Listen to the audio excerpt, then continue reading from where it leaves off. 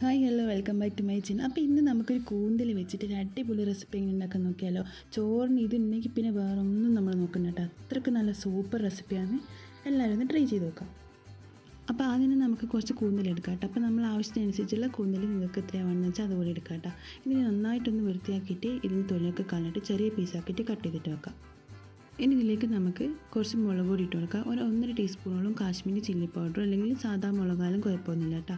അതും കൂടി ഇട്ട് കൊടുക്കുക. ഒരു 1/4 ടീസ്പൂണോളം മഞ്ഞൾപ്പൊടി ഇട്ട് കൊടുക്കുക. ഒരു 1/2 ടീസ്പൂണോളം കുരുമുളക് പൊടിയും 1/4 ടീസ്പൂണോളം ജിഞ്ചർ ഗാർലിക് പേസ്റ്റ് ഇട്ട് കൊടുക്കുക. ആവശ്യത്തിന് ഉപ്പും കൂടി ഇട്ട് കൊടുത്തിട്ട് നന്നായിട്ടൊന്ന് കൈ വെച്ചിട്ട് മിക്സ് ചെയ്തെടുക്കുക കേട്ടോ.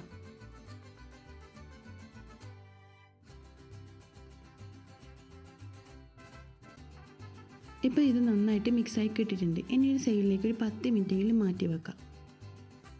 ഇനി ഒരു പാത്രം ചൂടായതിന് ശേഷം അതിലേക്ക് നമ്മൾ കൂന്തലിട്ട് കൊടുക്കാം. ഇനി ഇതിലേക്ക് ഒരു 1/4 കപ്പോളം വെള്ളം വെച്ചെടുക്കാം. അപ്പോൾ കൂടുതൽ വെള്ളമൊന്നും വെച്ചെടുക്കേണ്ട ആവശ്യമില്ല കേട്ടോ. കൂന്തൽ പെട്ടെന്ന് വെന്ത് കിട്ടുന്നതാണ്.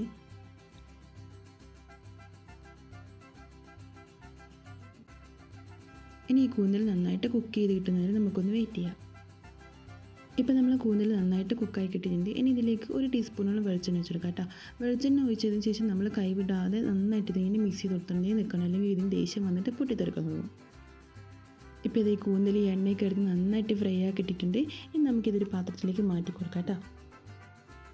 ഇനി അതേ പാത്രത്തിലേക്ക് തന്നെ 1 ടീസ്പൂണോളം വെളിച്ചെണ്ണ ഒഴിച്ചെടുക്കുക. ഒരു 1/4 ടീസ്പൂണോളം കടുക് ഇട്ട് കൊടുത്തിട്ട് നന്നായിട്ട് അത് പൊട്ടി വരുന്ന സമയത്ത് നമുക്കിതിലേക്ക് ഒരു ചെറിയൊരു സവാള ചെറുതായിട്ട് അരിഞ്ഞ് ഇട്ട് കൊടുക്കാം കേട്ടോ. അപ്പോൾ സവാളക്ക് വരും ചെറിയ ഉള്ളി ഉണ്ടല്ലോ, അതായാലും മതി. ഇനി നന്നായിട്ടൊന്ന് വഴറ്റിയെടുക്കുക. ഈ ഒരു സമയത്ത് തന്നെ കുറച്ച് കറിവേപ്പിലയും ഇട്ട് കൊടുത്തിട്ട് നന്നായിട്ടൊന്ന് മിക്സ് ചെയ്തെടുക്കുക. ഇപ്പോൾ സവാളയും കറിവേപ്പിലയൊക്കെ ഇതുപോലെ ആദ്യം ചെയ്യും. ഇതിലേക്ക് ഒരു 2 ടീസ്പൂണോളം തേങ്ങ ഇട്ട് കൊടുക്കുക കേട്ടോ. എന്നിട്ട് നന്നായിട്ടൊന്ന് മിക്സ് ചെയ്തെടുക്കുക.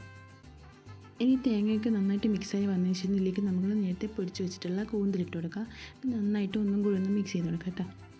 ഇതിലേക്ക് കുറച്ച് ചില്ലി ഫ്ലെക്സ് ഇട്ട് കൊടുക്കുക. ചുവന്ന മുളക് ക്രഷ് ചെയ്തിട്ടുണ്ടല്ലോ, അതും ഇട്ട് കൊടുത്തിട്ട് നന്നായിട്ട് ഒന്നും കൂടി ഒന്ന് മിക്സ് ചെയ്തെടുക്കുക. ഇതിലേക്ക് കുറച്ച് ഗരം മസാലയും കൂടി ആഡ് ചെയ്തെടുക്കുക കേട്ടോ. ഒരു 1/4 ടീസ്പൂണോളം ഗരം മസാലയും കൂടി ഇട്ട് കൊടുത്തതിന് ശേഷം നന്നായിട്ടൊന്ന് മിക്സ് ചെയ്തെടുക്കുക.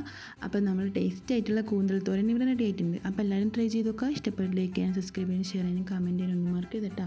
അപ്പോൾ നമുക്ക് മറ്റൊരു വീഡിയോ പിന്നെ കാണാം. Bye, thank U.